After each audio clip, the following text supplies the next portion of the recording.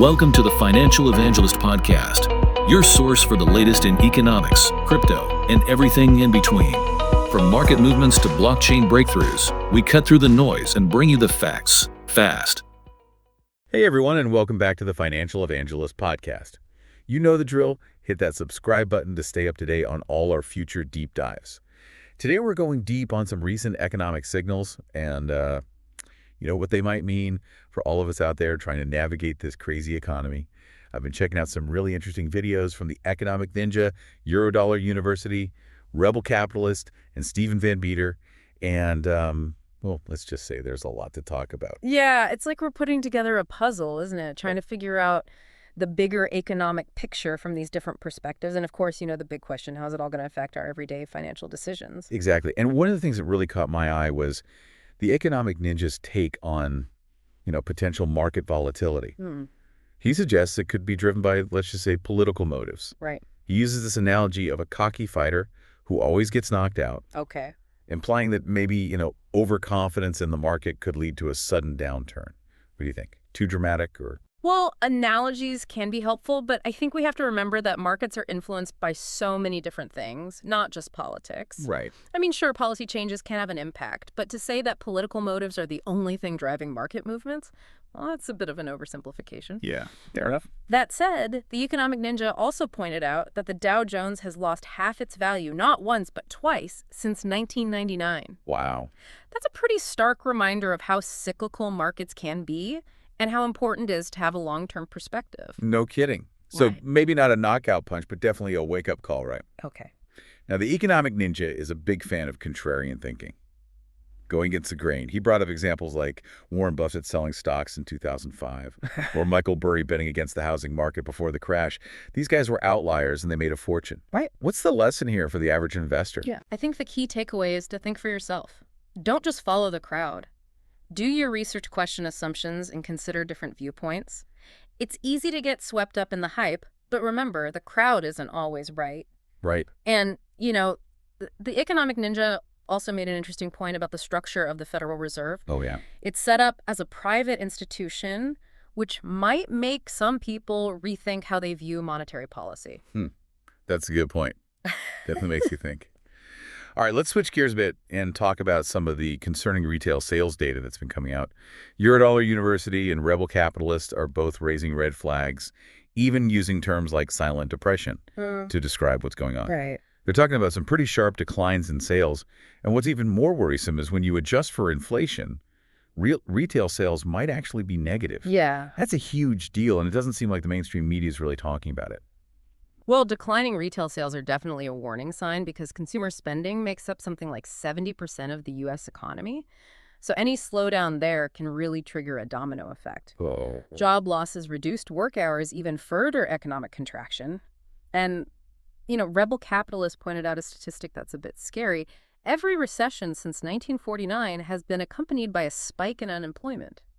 So this is something we should definitely be paying attention to. Okay. So we've got potential political volatility, declining retail sales, these historical recession indicators flashing, and then Stephen Van Meter's drops another bombshell. What's that? His analysis of the New York Fed's manufacturing survey, it absolutely plummeted to levels not seen since 2023, which is not a good sign. Yeah, that's rough. And what's really alarming is that the decline was way worse than even the most pessimistic forecasts. It suggests that something big might be shifting in the economy, and not in a good way.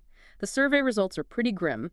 New orders are down, shipments have dropped, and input prices are still climbing.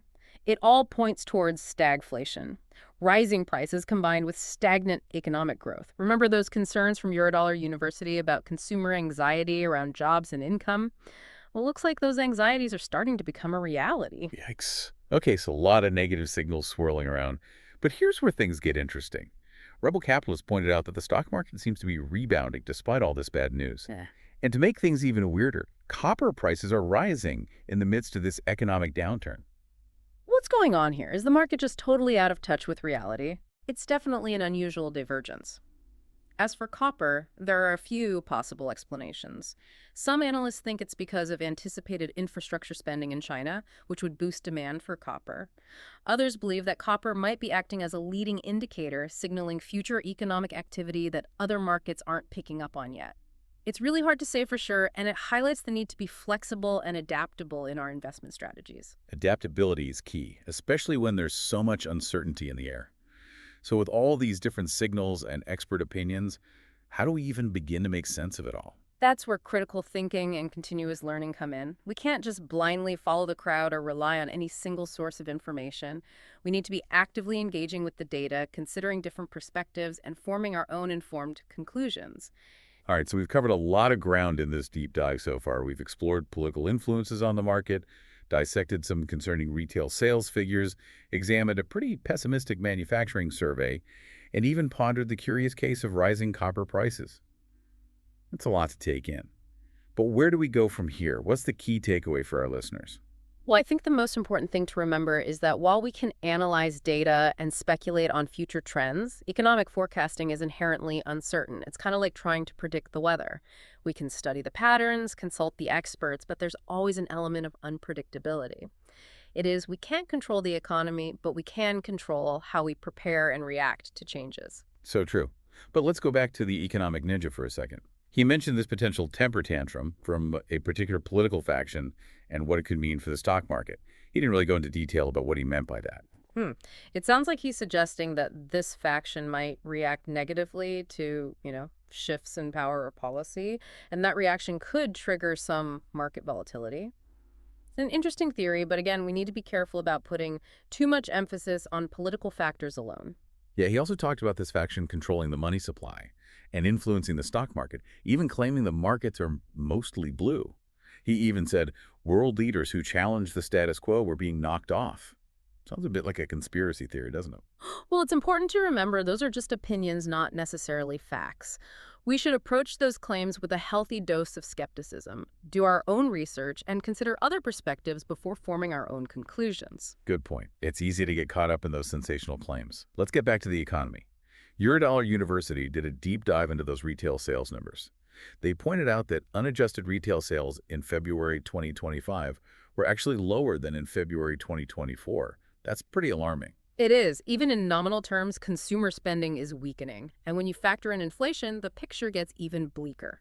Right. They also highlighted the impact on auto sales. Apparently, there was a surge in sales late last year, likely because people wanted to beat expected price increases tied to tariffs. But now those sales are dropping off, which makes you think that surge was more of a blip than a trend. Exactly. It shows why it's so important to look beyond those short-term fluctuations and focus on the long game. Eurodollar University also talked about how this weakness in consumer spending is starting to match what we're seeing in the job market. They mentioned reports of job cuts, people getting their hours slashed, incomes dropping. It's all connected. Right. It's all part of this economic puzzle. Consumers pull back on spending, businesses react by reducing their workforce or cutting hours, which in turn further reduces consumer income, and the cycle continues. Like a domino effect. And Eurodollar University suggests that this uncertainty surrounding jobs and income is hitting consumer confidence hard. Makes sense. Uncertainty is a huge factor in how people make economic decisions. When people are worried about their job security or future income, they're naturally going to be more cautious with their spending. They mentioned that economists and analysts are starting to use the word uncertainty more frequently, almost like it's a code word for downturn or recession. Interesting how language can be used to shape our perception of economic events, isn't it? They also pointed out that even the mainstream media and economists who were previously dismissing concerns about the economy are starting to admit that things might not be as rosy as they were making them out to be. Well, narratives often take time to shift, especially when they've been deeply ingrained for a while. They even quoted economist Mohamed El-Erian, who's predicting a massive round of revisions to 2025 growth forecasts. He also mentioned the negative wealth effect that happens after a stock market correction, suggesting that people might cut back on spending as their investments lose value. That's an important point. The stock market can have a powerful psychological impact on consumer behavior, even for folks who aren't actively trading. Eurodollar University wrapped up their analysis by really stressing the link between the labor market and consumer spending. They cited data on declining average weekly work hours, rising numbers of what they call marginally attached workers, and increases in part-time employment for economic reasons, all suggesting a weakening labor market.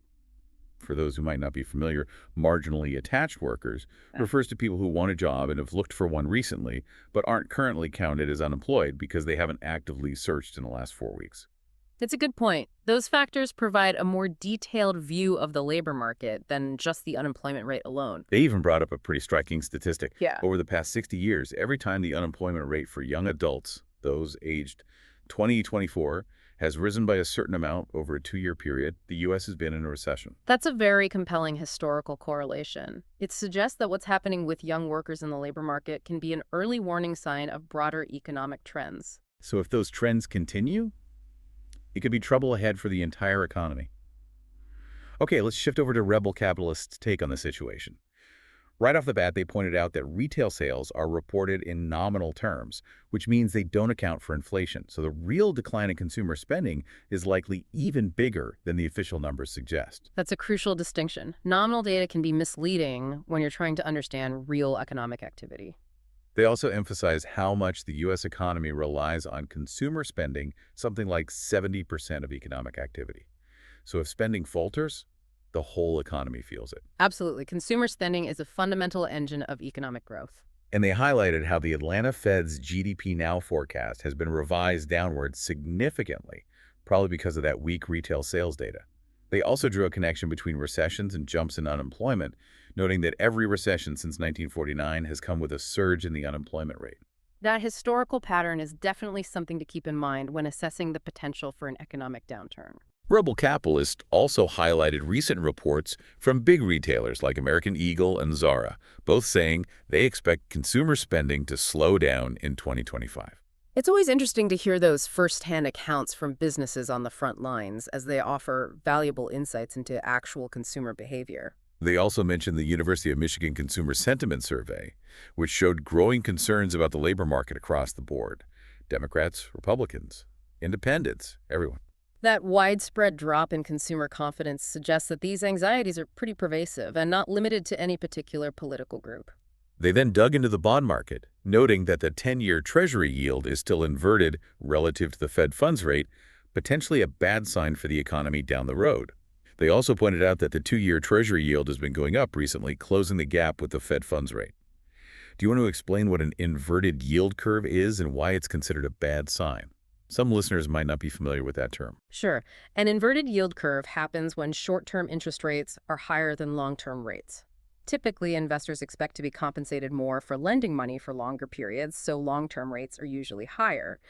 When that relationship flips, it can signal that investors are worried about the short-term economic outlook, leading them to seek safety in longer-term bonds. Historically, inverted yield curves have often preceded recessions. So the bond market is basically flashing a warning sign right now. Got it. Rebel capitalists also discussed that weird rise in copper prices we talked about earlier amidst all this economic gloom. They suggested it could be because of expected infrastructure spending in China, which would increase demand for copper.